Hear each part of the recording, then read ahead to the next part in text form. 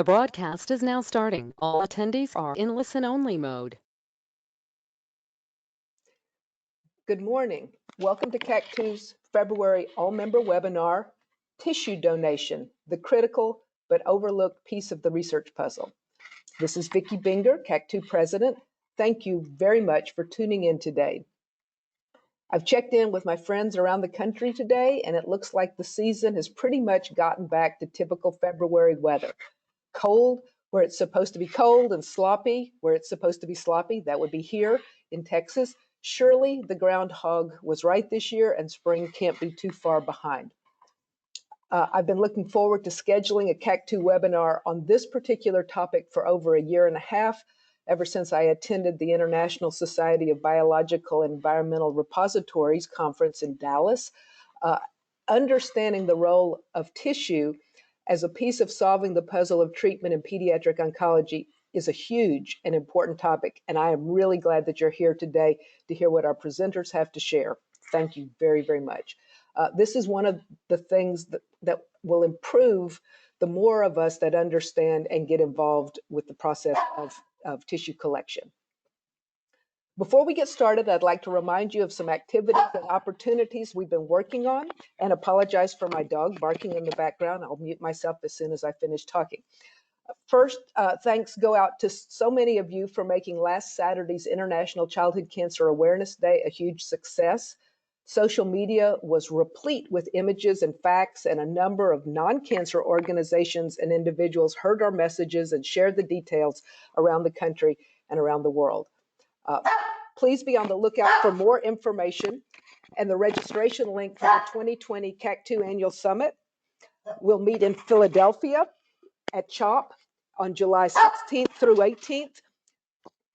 Please note that we're meeting in July this year, not June, and that the meeting begins on a Thursday evening and will continue with a full slate of relevant activities through Saturday afternoon.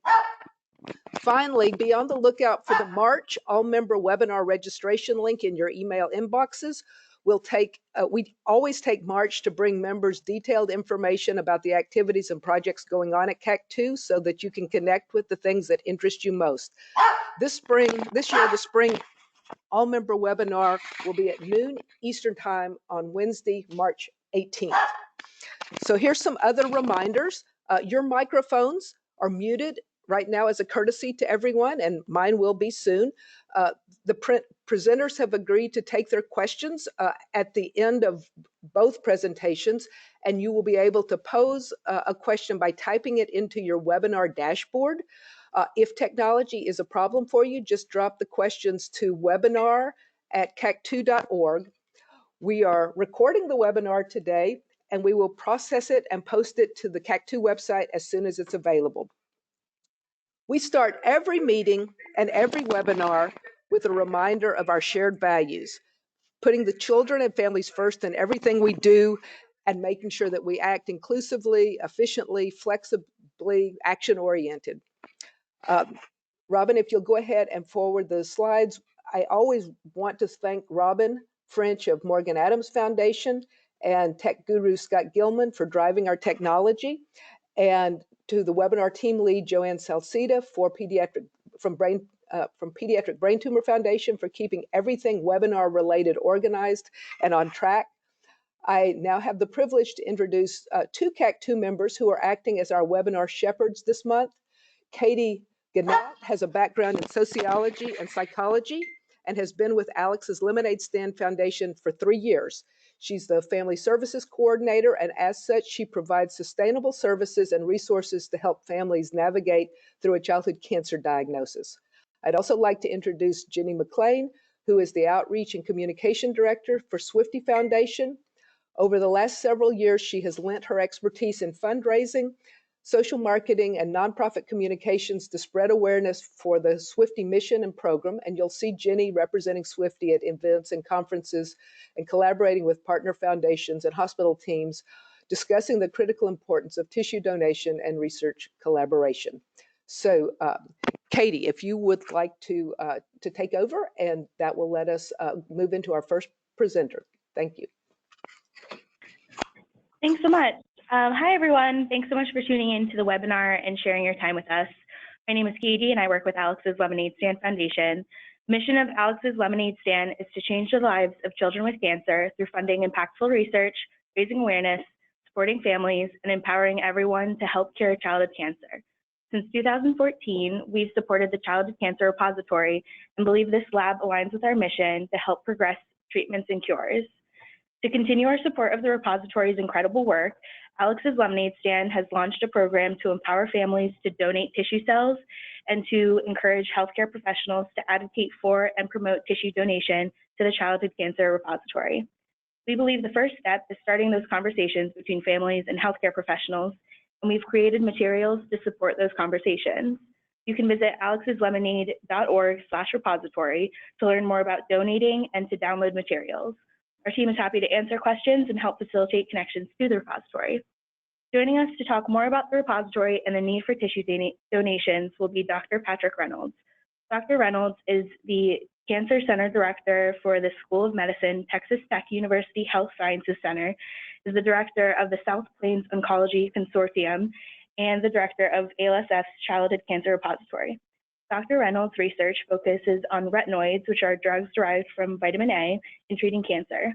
He pioneered the development of a differentiating agent for treating the childhood cancer neuroblastoma, which is now worldwide standard of care. Other research interests include mechanisms of drug resistance in childhood and adult cancers, biobanking of human cancers, and development of novel preclinical testing systems for cancer drug development. He has authored and co-authored hundreds of peer-reviewed scientific papers. Dr. Reynolds has served on multiple advisory committees, including the Neuroblastoma Steering Committee for COG, multiple NIH study sections, and multiple committees within Cancer Prevention and Research Institute of Texas. It's my honor to introduce Dr. Reynolds. Thank you very much. I just want to say at the outset how much we appreciate ALSF's support of this repository, which we're about to show you. This repository exists because we want to provide the best models for studying childhood cancer we can to the largest number of investigators. And again, it wouldn't exist without the support that we have from ALSF. And what I want to do is take you through what we do in this repository and what the impact has been on a number of investigators worldwide, literally. This is a resource lab for the Children's Oncology Group, so we receive the largest portion of the samples that we get in to bank here are coming from COG clinical trials and particularly biology studies that are associated with the clinical trials. The laboratory banks, establishes and banks cell lines, which I'll show you what they are. These are tumor cells grown in test tubes, essentially, and patient-derived xenografts from childhood cancer samples literally across the USA, also from Canada, and we receive some occasionally from our COG collaborators in Australia. This is the worldwide repository by default because we basically are what's providing to everyone. And so we serve up more than 600 laboratories in 28 countries. And I was chuckling because the last 3 countries don't get along very well. It was the United Arab Emirates, Saudi Arabia, and the last one, or not almost last one, was Israel. Then just the very last one was Brazil. So to give you an idea of the worldwide reach of this, it really does go across the entire planet. Sorry, I hit the wrong key there. Now, this is our website, and we're about to update it and put a large number of models that have recently been established and characterized on there. So I invite you to visit that and visit it again once we get the updates in there. But this allows us to provide the samples to people. They can download a Children's Oncology Group MTA, a material transfer agreement, which allows them to get these samples. Because they come from the COG, we need to do that for regulatory purposes. And they can see what samples we have, and we are accumulating large amounts of data, and we're about to start uploading some of that to the website so that people can see what is available already on these particular models that are on the website and available to them. And we'll show you those in just a little bit. Now, what are we talking about when we talk about these laboratory models of childhood cancer? Well, first of all, we grow the cells in test tubes, basically in what we call tissue culture, culture them just like you would microorganisms in a laboratory. And that allows people to do biological experiments as well as to carry out testing of new drugs in a more rapid fashion than you would using them in the other version, which is growing them in mice. So a large number of our collection is these cells that are grown in these test tubes. And because one can take those cells and what we call cryopreserve them, this is use special chemicals to keep them alive as we freeze them, then freeze them and put them in very low temperatures, liquid nitrogen. They can be stored cryopreserved for many, many, many, many years. There's really no limit to how long they can stay there if they're stored in the right conditions. And there's a vial of those pulled out and sent to anyone on dry ice, and they can thaw it and grow the cells in their lab. So this is how we're able to do this. And these are renewable resource. Unlike other biobanking where the tumor is very precious, and all these samples are precious, of course, but it's particularly precious when you have just a small piece of tumor from each patient. That's not a renewable resource. Once you use up that tumor, it's gone. These that grow are a renewable resource. We can expand them and regrow them and make more tubes and send them out. So it literally is a permanent resource. Now, the other way we can do this is what we call patient-derived xenografts. And the abbreviation for this is PDXs. And you'll hear PDXs a lot if you're in the cancer literature. And these are these human cancer cells, just like we grow in test tubes, but instead of going into the test tube, they're put directly into special mice. And this maintains the environment that they're in very similar to what they're growing in the patient. In the patient, they're in the body, and the body is different than anything we can do in the lab. So putting these cells directly in the mice gives us a little bit more refined way of keeping the cells in the same conditions that they were in the patient. And so we do both of these because each of them are very useful. The PDXs are much more expensive to grow, much more difficult to maintain, and they take a lot longer to work with. So cell lines are useful for some things, but the ultimate and most interesting models for testing drugs or really understanding the biology is to look at these cells that are captured and expanded outside of the human body in these special mice, and those are the PDXs. Now, when we grow these cells in the test tube, we grow them in conditions that are as close as possible to the body to provide better models for looking at these and make them as close as possible what's growing in the mouse. And there's a lot of laboratories that don't do this. One of the things the repository does very well is to look at the oxygen conditions that are in the body and replicate those, and I'll show you that in just a minute. And this is a graph shows you exactly what we do when we get a sample. So the COG, through informed consent from the parents and the child, if the child's old enough to give assent, is going to give us samples, which can be a tumor sample or a bone marrow aspirate or a blood sample that has tumor cells in it. And we place those in the laboratory in various oxygen conditions. 20% oxygen is room air, and that's what everybody basically uses for cell culture, or a large majority of people. And it's nothing like what's in the body. The body has, for example, the bone marrow, which is 5% oxygen showing there. We put everything in the bone marrow level oxygen because a lot of tumor cells spread to the bone marrow. It's down 5% or 25%, 1/4 of the amount of oxygen that's in the room air. And then tumor cells go from 2% all the way down to less than 1%. And so those low oxygen conditions are important to replicate what's going on in an actual solid tumor cell or tumor in the body. And we grow those in that conditions and expand them carefully. The quality control we'll talk about in a little bit, which verifies what those things are. And once we have those cells growing, we know what they are, then we can, as you saw on the right of this graph, we can cryopreserve these. And this is basically to put them in special chemicals, freeze them in that low liquid nitrogen in many tubes that we can send out to other people. And that is basically the permanent banking of the repository. Now, we also put the sample directly into these specialized mice. And these are mice that don't have an immune system. They basically have their immune system defeated, so we can engraft human cells into them. And the tumor cells will grow there, and once they're expanded, we collect those, and we also cryopreserve them. And one can also take the cell lines and put them directly into mice as well. But the preferred route to keep things from being as changed a lot from the body is to go directly into the mouse. So we generate both cell lines, and separately we generate these PDXs, or the mouse-derived xenografts. Now, in order to make this repository what it is, one of the important things is that the quality control and the regulatory issues on this are very robust. We take great pride in having really robust regulatory and quality control so that no one has to worry when they get these samples about that. First of all the patient materials obtained via informed consent that specifically allows us to bank and distribute these samples, and patient confidentiality is strictly preserved.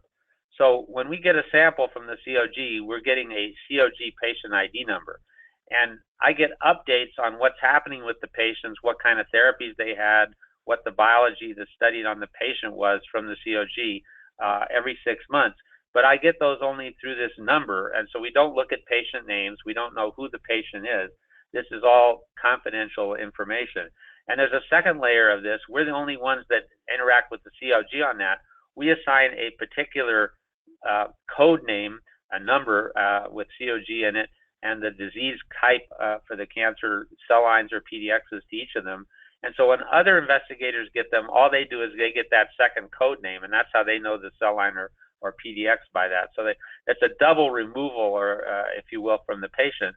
But yet, because of this linkage to the COG, we can have all the information on that patient in there, yet patient confidentiality is totally preserved.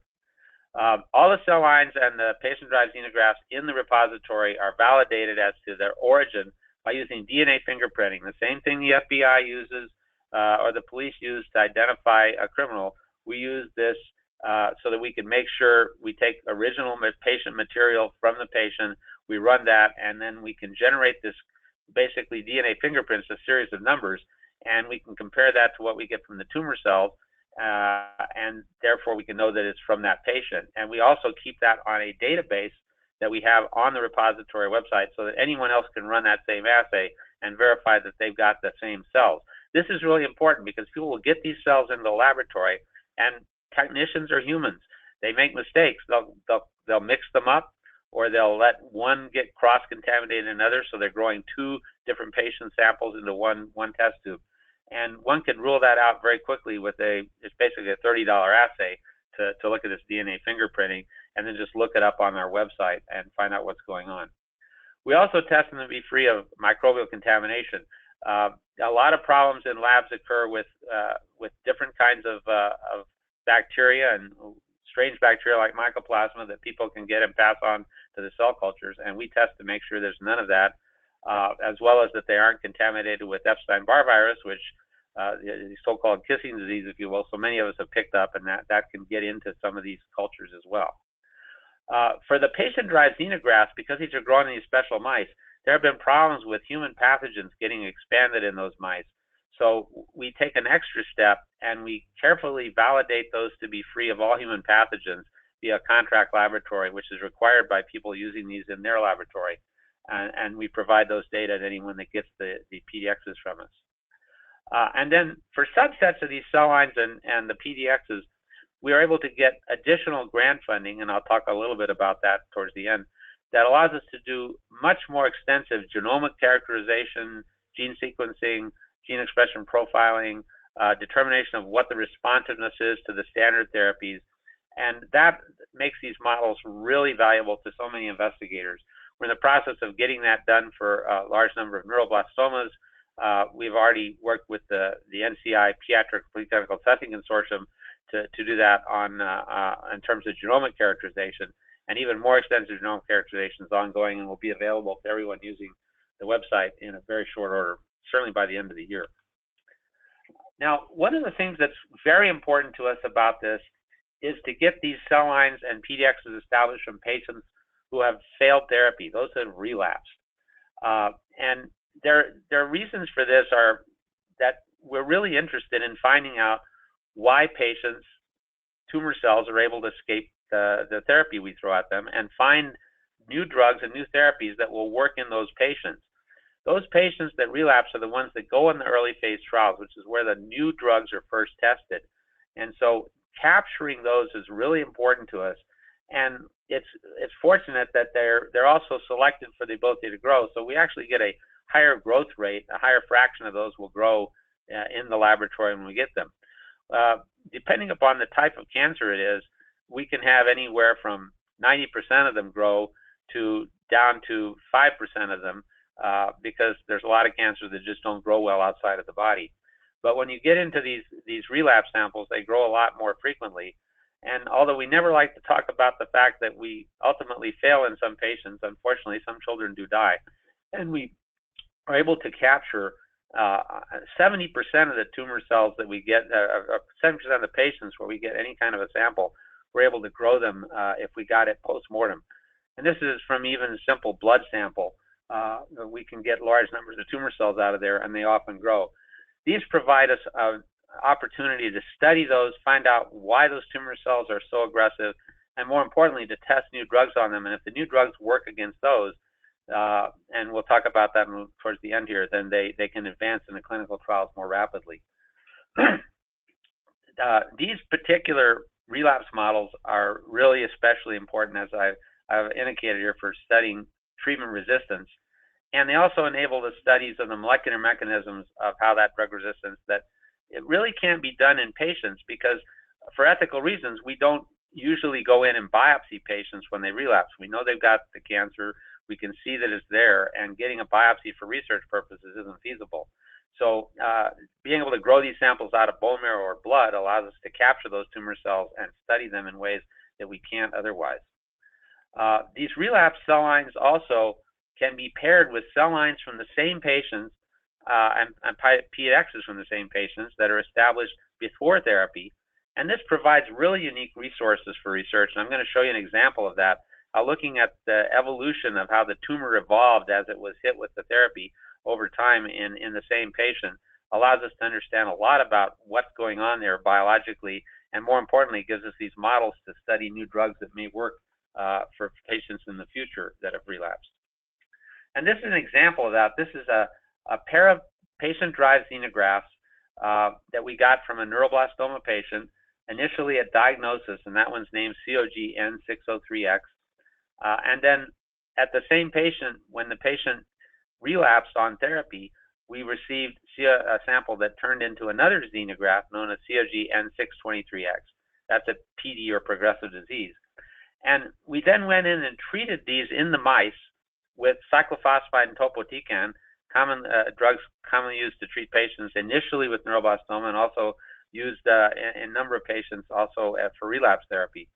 And that shows you the survival curves of the mice treated with cyclophosphamide and topotecan. And you can see that there's a significant advantage to treating them with the cyclophosphamide and topotecan in the diagnosis sample. In other words, they responded very well. But when you get into the relapse sample, the response is really minimal. And so there's a significant decrease in sensitivity to chemotherapy as we go from diagnosis to relapse. And we're starting to look at the molecular mechanisms of this, not only in this pair, but others. But just to give you an example of the sort of genomics you can do with this, on the right panel, you see this bar graph just looking at the somatic mutations, the number of them that are there. At the outset, there's a number of unique ones at diagnosis, but a significant increase in these as the patient goes through chemotherapy, and some of those mutations may be ones conferring drug resistance. So these are the sort of studies that we, as well as the samples we provide to large numbers of other investigators, are able to do, looking at these to understand what's going on when we treat these patients. Now, this table shows you the current repository contents, if you will, of cell lines and patient-derived xenografts. And you see we have it across a spectrum of the different cancer types, but the largest number of these is neuroblastoma. And you see we have a total of 417 cell lines and 55 patient-derived xenografts. And then for neuroblastoma, we have 41 in which we have established both a cell line and a patient-derived xenograft from the same patient, and 16 where we've established diagnosis and then relapse pairs.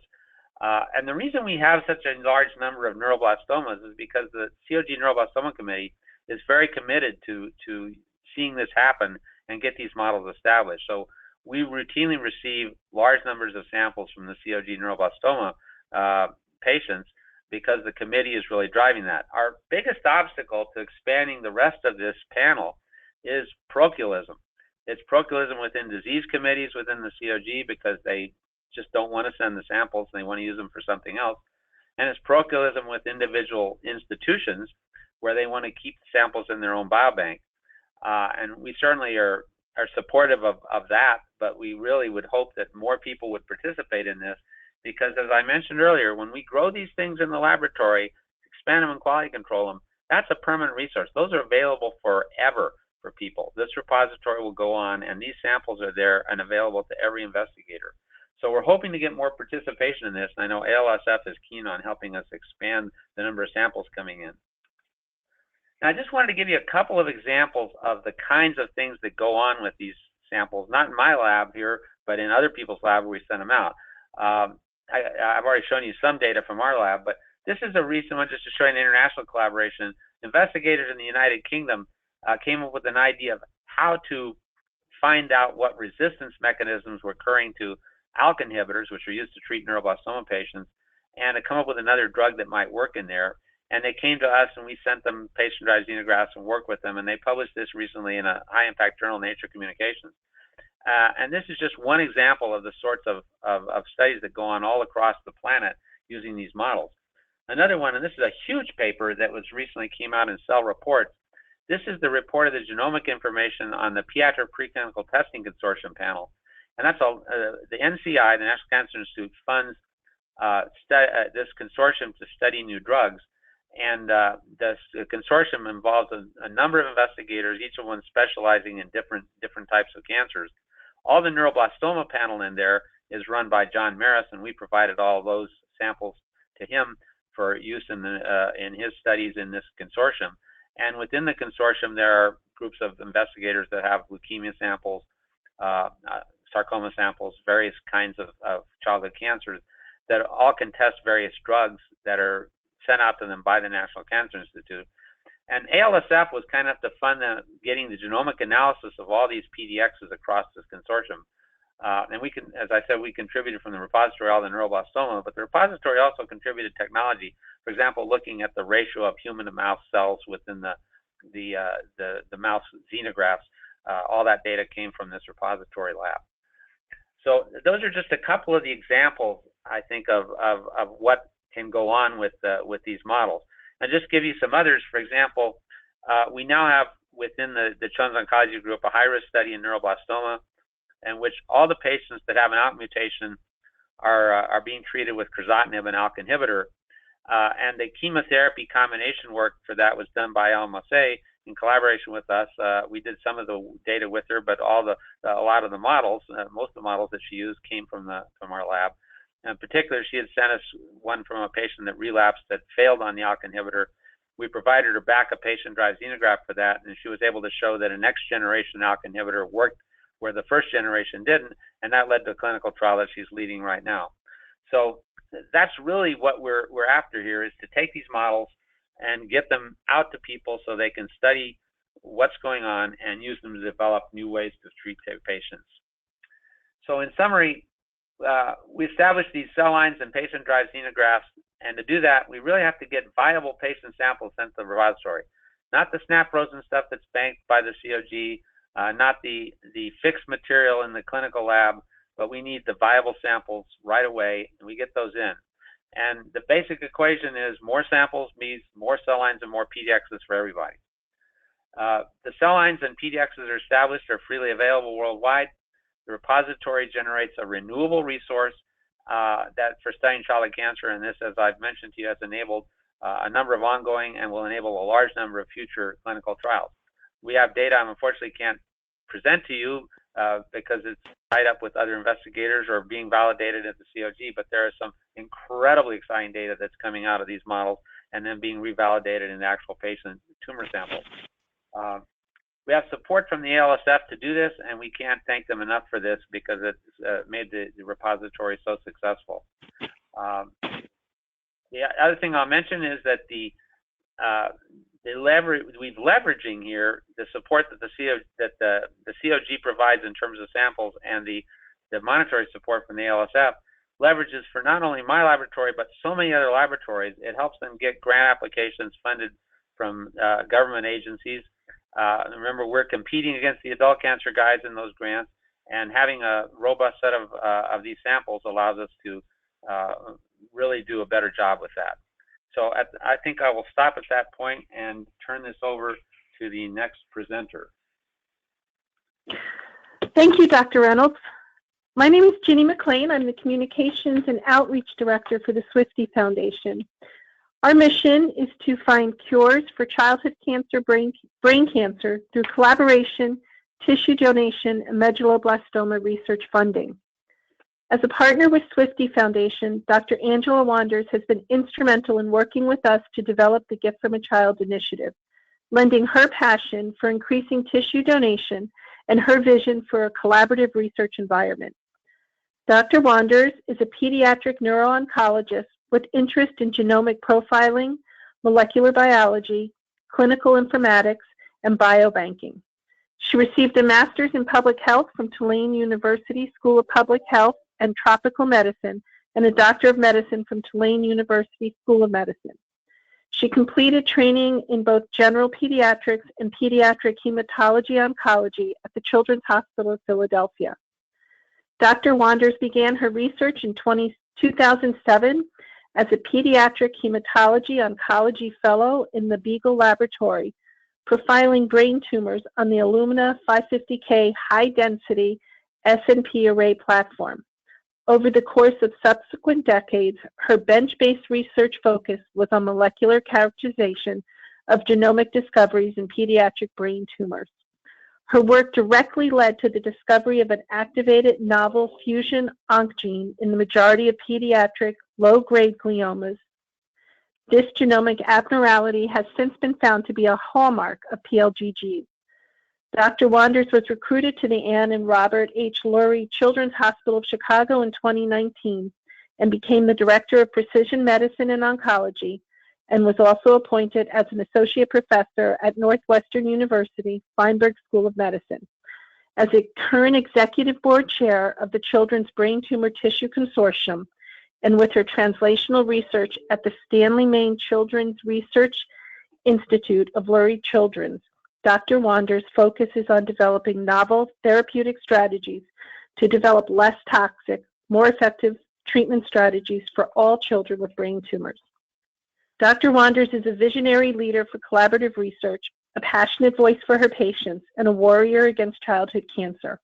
Her precise thinking and clear articulation of what really matters leads to more efficient and effective initiatives in our quest to find a cure for childhood cancer. It is my honor to introduce her. Thank you, Jenny, for that very kind introduction. And also thank you to the Swifty Foundation, as well as to Alex's Lemonade Stand Foundation, and also to Dr. Reynolds for kind of setting me up to be able to articulate on the postmortem aspect of this. He did a wonderful job in characterizing, the urgent need to develop cell models, cell lines, and the urgent need for biospecimen tissue collection at the time of diagnosis and recurrence and across the patient's journey. Much of what I'm going to be talking about is focusing on brain tumors, but for the general CAC2 audience, much of what I say is relevant to, I think, all of pediatric oncology. I'm using the brain tumor model as a kind of narrative that I think can be modeled across the different disease groups, especially in the diseases in which the overall survival rates remain poor. With some of these efforts too, and I don't have a slide, but I just want to make sure that I don't forget to acknowledge or address, we're all working together. And so Dr. Reynolds presented the Alex's Lemonade Stand Childhood Cancer Repository that is based within the Children's Oncology Group. And so many of the people on the call today may not have had children who were eligible for a Children's Oncology Group study. And so some of what I'll talk about in terms of the brain tumor repository that I'm involved in, and also the postmortem, this is meant to be integrated. So these are different opportunities for patients and patient families to be able to consent and donate at the time of diagnosis and through their child's journey. None of these are competitive repositories. These are all, it takes a village, it takes multiple scientists, and it takes multiple different people in this effort to make this all happen. So I want to start off with the master plan. So in 2016, I had the great pleasure to meet Patty and Al Gustafson at a meeting in New Orleans, Louisiana. And we had, without, I think the introduction was actually made through another foundation. And in the brief conversation we had, we realized we had a shared vision, which was, we don't know why children die from brain tumors. They had lost their son, Michael, to medulloblastoma. And one of the reasons we don't know why patients die from brain tumors are because we don't have tissue from the time of death to be able to better understand what happens from the molecular and the oncogenic standpoint that drives the tumors to make them not responsive to treatment. So just like Dr. Reynolds described, having it at diagnosis and recurrence, and then also when a child is not able to, when their journey is cut short, having it at the time of death is also very important for us to be able to really help change the landscape and be able to develop more effective therapies. So Michael was a 15-year-old young man, and he knew his fight, he was not going to win his fight. And so he expressed desire spontaneously to want to donate his body, specifically his brain, to help other children in science to find a cure. So because of Michael, because of this meeting in 2016, I've been working with the Swifty Foundation to really help answer the question of why do children die from brain tumors, and how can we make it possible for families and patients that are interested to donate postmortem tissue. Now, from a holistic or from a intent standpoint, I think that there are probably many more patients and families, some of whom I've already been introduced to, that wished that they had had this opportunity or didn't know this opportunity existed.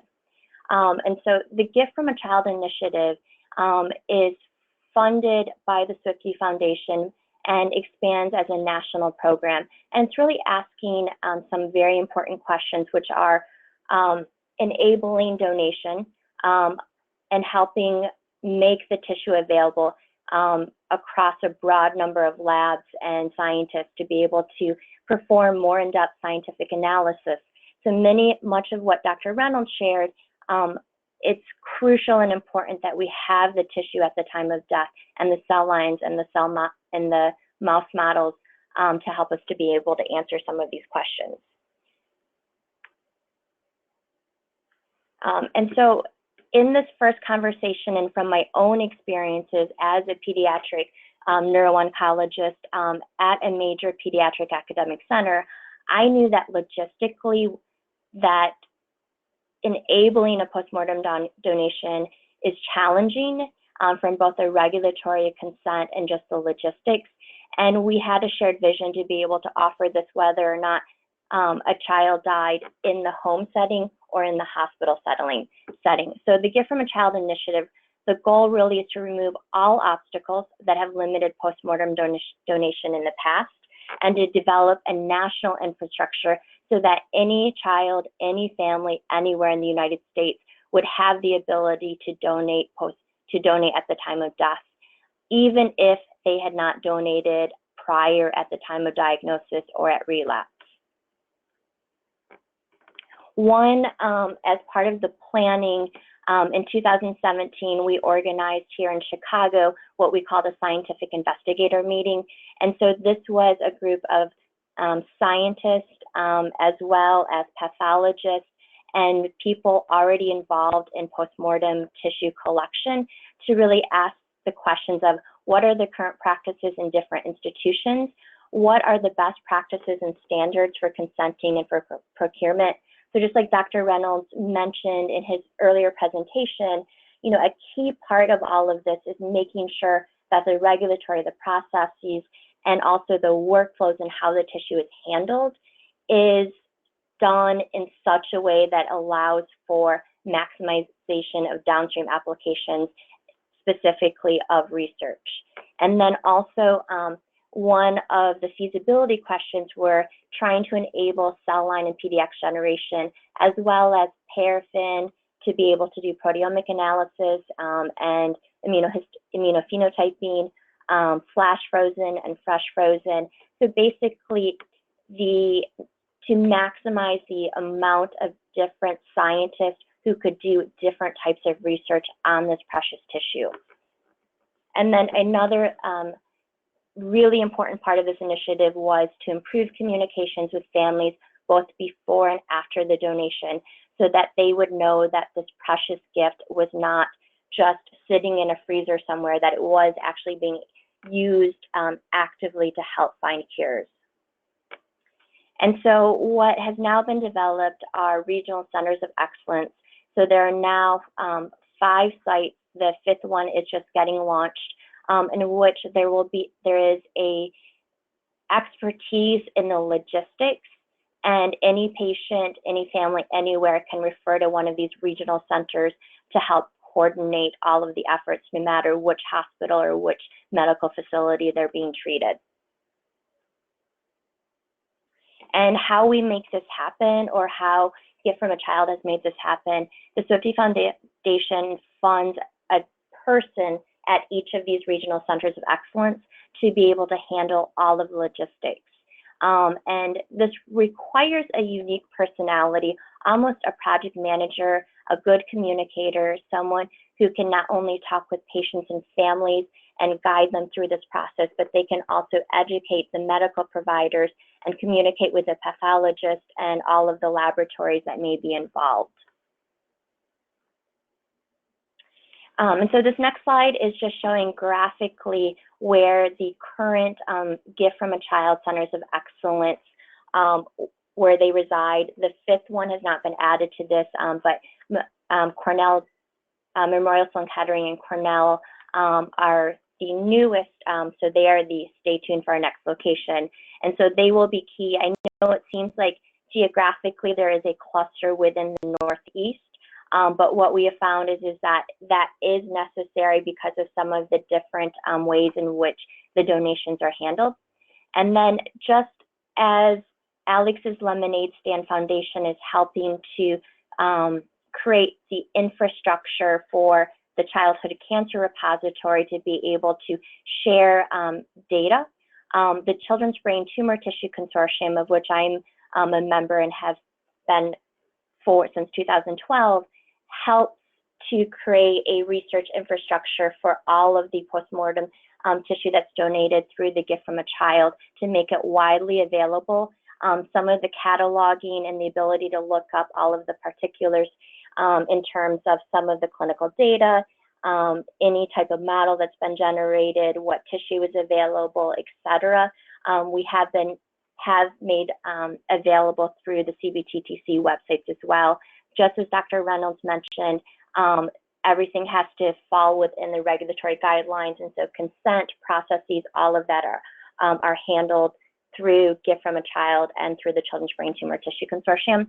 Just a quick plug here, in terms of, as with every group, we're in the process of rebranding.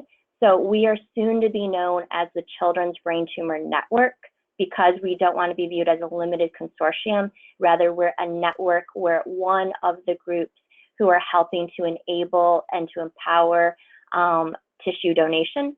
And so more to stay tuned, but we are a international effort by repository specifically focused on brain and spinal cord tumors.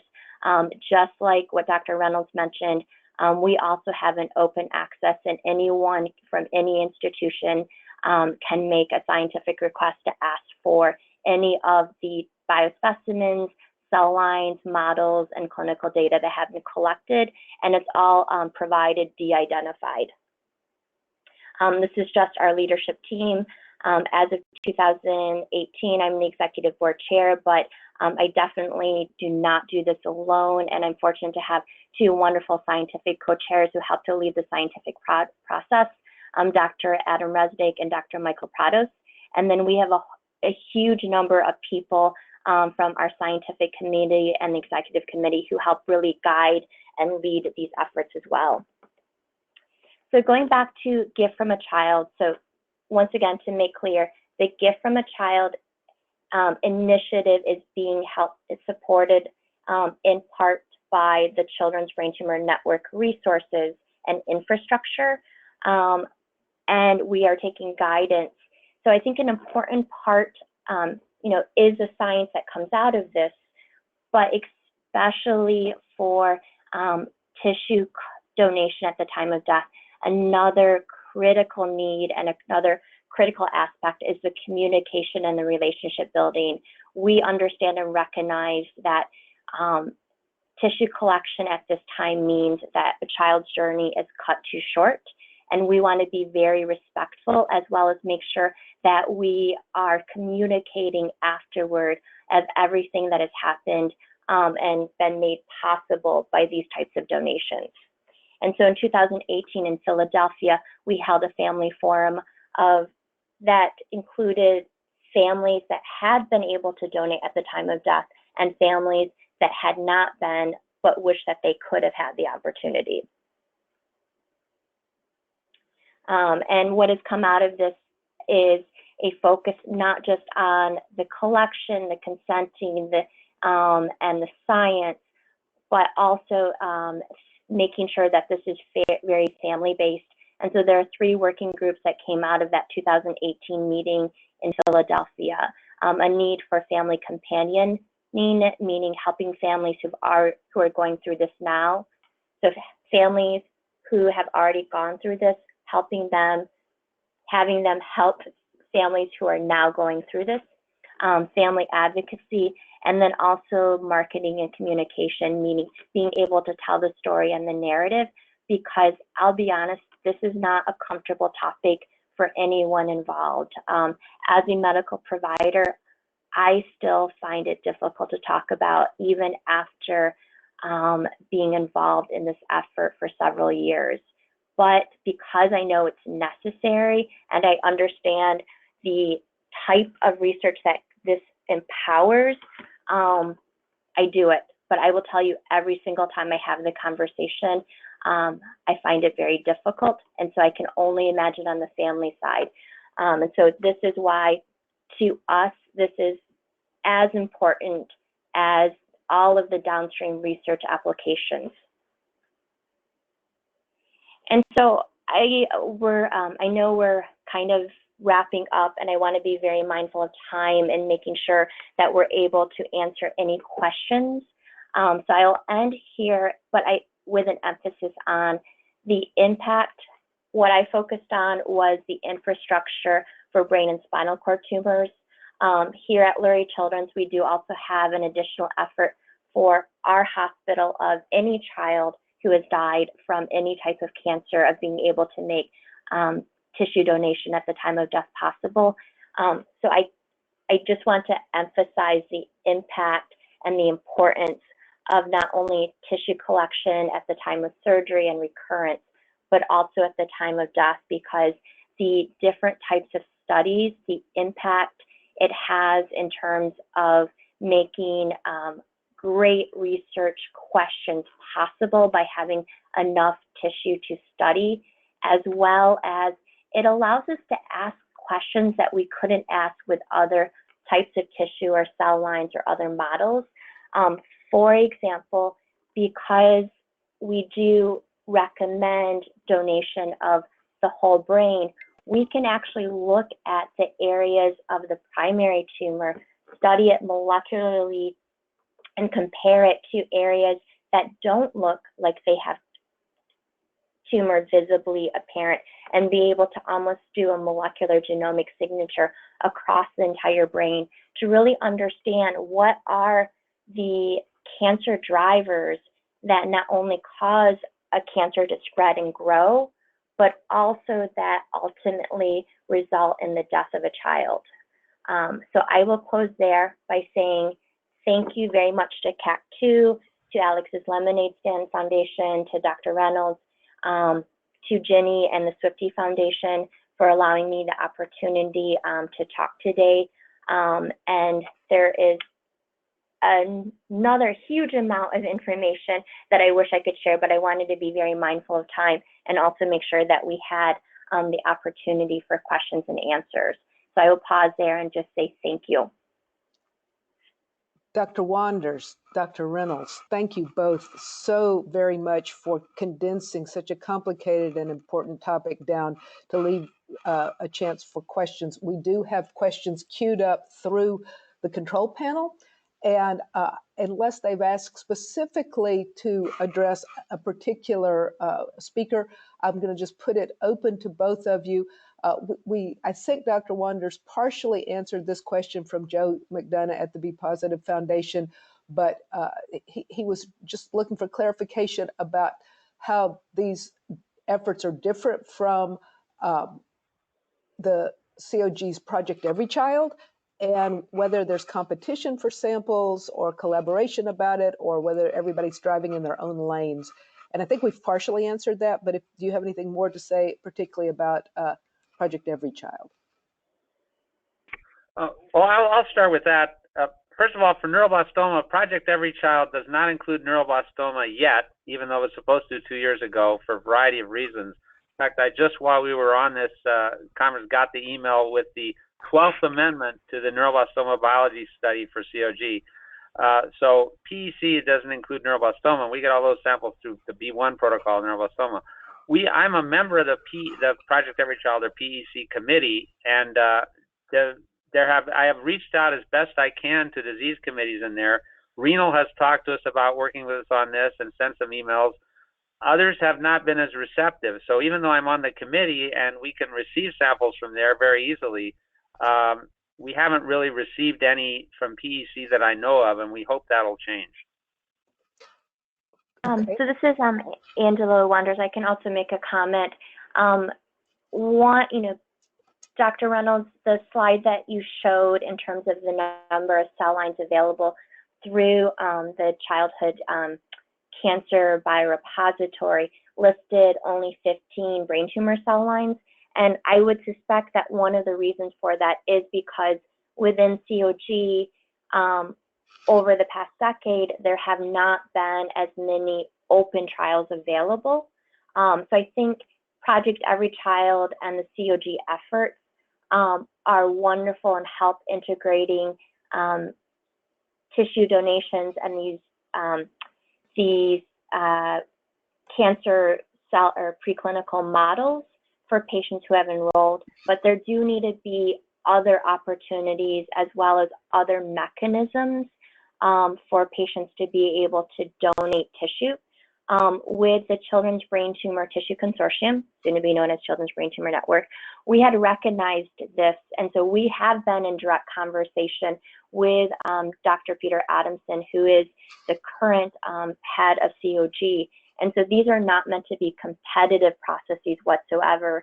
And just like Dr. Reynolds noted, our efforts are also open access, meaning we try to make available a catalog of the different data and different types of biospecimens available, and anyone can submit a request. It gets vetted by a scientific committee especially for the tissue that could be depleted. For anything that is exhaustible, we try and make it as easily available as possible, and that includes the data as well as any cell lines or cell models that we have generated through our efforts. And I think Dr. Reynolds would agree that no single lab and no single funder at this point in time could do this nationally for every single type of cancer and create this system for, across the United States for every child who is diagnosed with a cancer. Yeah, I agree, and I think something else I should comment on that, PEC does collect the biobank into the Biopathology Center, which is the COG biobank for frozen tissue, large numbers of specimens, and that is the priority. We need to capture all of those. It's when there is enough material to get some viable material to us that we really like to see it go both places. But both of those are incredibly important. Work that we've done within the models for revising, for example, risk stratification of neuroblastoma came out of the models and went back into the target set where they had collected samples via the B1 protocol for neuroblastoma. via the Biopathology Center, and allowed us to generate enough data where we're now getting samples from the COG from the Biopathology Center for the last high-risk study to reclassify everybody. And once we do that, that's going to have some real changes for clinical use. So I think it's important to note that all of these things should work together. The real question is how to get people working together a little bit better. So both of you, thank you very much. I'm gonna stop that line of question and redirect it a little bit, and also just do a time check with you, because we have more questions for you guys than we've ever had for any previous webinar. And so I don't know whether you'll want to stay on a little bit longer to try to answer many of them, or whether you would be willing to provide answers maybe in writing later. I'm going to kind of collapse the next question in that is concerns that follows on to this one, and it really has to do with the clarification about tissue sample. So we had Nelson Ramirez from the COG repository at Nationwide when we were there last summer for our meeting. In general, the people on the call or the webinar are really asking, like, does this require sort of this coordination so that tumor samples have to be sent to a variety of places, and then does that overcount some tumor samples because investigators might in fact be collecting tumor samples from different repositories, but then it actually represents the same tumor? And is there, I think there's probably also, a CureFast program, and maybe Jackson Lab has something, and it feels like maybe, since it is a precious resource, the original sample thing is potentially a minefield. Is that true? It's an issue, but I'd like to just comment and go out on a limb here and say, when it comes to Jackson Labs, they sell what they generate, okay? And we don't. We provide it freely because ALSF funds this. And I won't say any more about that, but I'll let you interpret how you think I'm going with that. As far as the other, I think that what we should have, and I would say the NCI should have done this 10 years ago. The NCI or somebody should convene a panel, decide how we're going to actually do this, put in place some stringent guidelines for people on how we allocate samples, and then we should all follow that and do it all together. I think we should all work together, have a consensus on how we do this, and do it so that it benefits the most number of investigators, but most importantly, the most number of patients. Is that something I would echo Dr. Reynolds' comment and add a couple of additional comments, one of which is we need a universal ID. And so one of the challenges, and I think the question that was asked is very appropriate, because one of the concerns is if a single lab asks for tissues or resources from multiple different sources, are they sure that they're not having redundancy of selection? Meaning they could list or think that they have 20 different high-grade gliomas, but in reality it's only 11 patients because that some of the patients may have shared tissue across the different consortiums. So I think what would eliminate that also, if there were a national effort and the NIH or the government allowed this, which we could have a universal ID, and so that at any given point, any of the different biorepositories would be able to share a biospecimen or a subject ID. So that would avoid the redundancy and also make the science better, because you want to make sure that you know what you have represented in your specific scientific investigation. One additional comment, though, to that is there are some data solutions or technology solutions at this time available to help prevent that, of which many of us are using. It does cost money, but it is a way to ensure, and that's the DNA fingerprinting or using the whole genome sequencing data. So if we have biospecimens, we can look at the genomic data that's been generated and be able to identify if it is a unique subject. All right. Well, thank you for that. So we have made it to the top of the hour. Would you feel more comfortable fielding more questions now for a little while, or responding to our questioners in some and creating some sort of Q&A document? I'm comfortable either way. Same here. I don't have anything for the next hour, so. All right. So for those of you who are listening in who may have other obligations, we are continuing to record this and are going to try to get through some of these really important questions. And so if you have to drop off, you'll be able to come back to this Q&A session. This is a question specifically for Pat. Do you accept cell lines that have been developed in other labs? For example, maybe Dr. Monje has developed DIPG labs in her lab at Stanford. Would you accept a direct deposit of those cell lines in your repository? Yes, we do, and we have. We have a couple of requirements. One is we need to deal with the consent issue and make sure that's okay. The second is that the institution that developed these will have some MTA process we have to get through. And then the third is once we get the sample, we test it to make sure that it's not got any microbial contamination. We want to get something that allows us to STR validate it against the patient. And once we have that, we're happy to expand it and include it into the repository. Okay, thank you for that. This question, I think, is to Angela. Are children who die from opportunistic infection prohibited from donation, understanding the concern about contamination in the cell lines and the xenografts? So short answer is no, they are not. We would need to take special precautions, and we do ask for clinical information or clinical summary as we are going through the workflow in the process. But I think this is probably pertaining to Dr. Reynolds' comments of the human pathogens that can be propagated in cell lines. And so within cell culture and within some of these, there are some antibiotics and other types of things that help prevent the propagation of the human infections.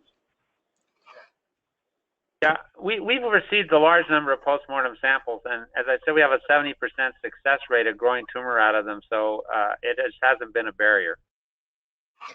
Super. Okay, thanks. Now, the next question is really a less technical question, and it really is because we do have people who think of themselves as parent advocates or patient advocates on the line, and so it looks like it sounds like there's a couple of ways that the advocating for important things could be part of the way CACTUN member organizations could be involved, in support of these programs that are really important and viable ones, but more generally, it seemed like, and this part may be being able to be addressed by Dr. Reynolds because it's about rebiopsy, but does it seem to you in your experience that given the changing therapy regimens that may be dependent on having tissue sample in terms of guiding the therapy, is this something that is in terms of resistance to rebiopsy, is this really still a parent thing, or is this something that's really with the clinicians who might be not asking for biopsy at relapse or other things? And is that something that we could be, as advocates, more aware of that need for education across the community? And then secondly, with regard to what you said about having all samples being having a protocol for that through COG, is this something that we need to advocate to COG to push for so that we could actually make more progress faster? Well, first of all, to answer the question on the biopsies, that's a complicated business. If it's not clinically indicated, then who's going to pay for it? That's surgery, anesthesia, it's expensive. But most importantly, I am a big believer of not doing anything to a child that we don't have to, okay? And as interesting for research as those samples are, I think the fact that we can grow a lot of them out of blood or bone marrow, I think we ought to focus with that. The postmortem program allows us to capture those that we really fail on, and the nice thing about that is we're not really bothering the child. That's why I like it so much, and it does work. So I think we have to be very cautious about advocating for biopsying at relapse. With respect to advocating for collection on this, I think there's two places. One is we've got to get past this parochialism at institutions and in disease committees and all work together. There just has to be a all for one for all, like Three Musketeers approach. And secondly, I think that, the president committed $50 million in his budget, which Congress adopted for childhood cancer research. I think it's $10 million a year, but it's supposed to be for these sort of things, data. We haven't seen any opportunities for that, and I might point out that the NCI doesn't, fund this repository. I don't know if it does anything for the others, but there certainly are opportunities for the NCI to provide some funding for this, and I think advocating for that would be a great thing to do. So Dr. Reynolds, too, this is Angela, just a comment regarding that. So I have two different NCI-based grants that I'm involved in, which are multi-institutional efforts through Cancer Moonshot. What's been interesting to me, and these are not just pediatric, they're pediatric and adult. What's been interesting to me is when I raise my hand and ask, well, we should be looking at tissue from autopsy. The adults don't do this routinely. So I think, this ability to work together, just like you say, all for one and one for all, to communicate and to be able to follow the tissue and the diseases from diagnosis to the time of death, I think is a unique opportunity within the pediatric landscape. And so I do think, as pediatric scientists, we can lead the way in this.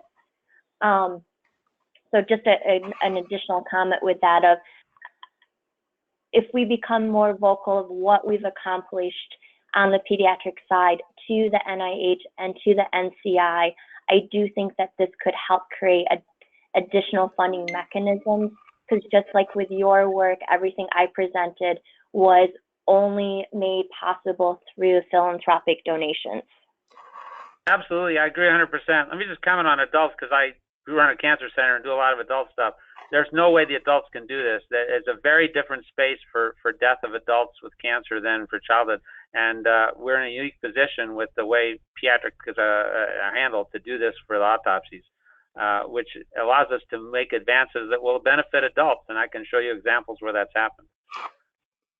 So in addition to advocating with NCI and around the CCDI, is there a way that either like disease-specific nonprofits or patient families can specifically advocate in their local arenas, in their hospitals, if they're being treated somewhere that are not really aware of maybe postmortem tissue donation or other opportunities for gathering and keeping that tissue? Is there a way to do this on a local level as well? Yeah, I definitely, and I would say it begins with a conversation with their local providers, and we have had this happen. This is a successful case scenario in which some of what we need is just the awareness and the cultural change. We've had families approach us and say, well, our local doctor said that this just isn't possible, it can't happen. And we've done the outreach, and because we'll do the coordination and do, from A to Z, we actually have a larger network of local institutions who do make referrals. And we work together with them, because one of our goals too is to get information back to the families, to the local providers. And one of the other aspects is when at all possible, to provide some just initial autopsy information back to families. Super. I think it's important on the local front to realize that all the local institutions are strapped with limited resources and a lot of regulatory issues and things to do. So the one thing that the local people can do with their local institutions is help support them and make sure that they're resourced to participate in COG studies and participate in these efforts. We can't ask them to do stuff that they just don't have the resources to do. Okay, thank you. I've got two more questions that I think might have relatively short answers, and then we'll wrap up and let everybody get on with their Wednesday afternoon. One of them is just about whether whether you're using, either one of you are using organoids, 3D models, in addition to your cell lines and PDXs.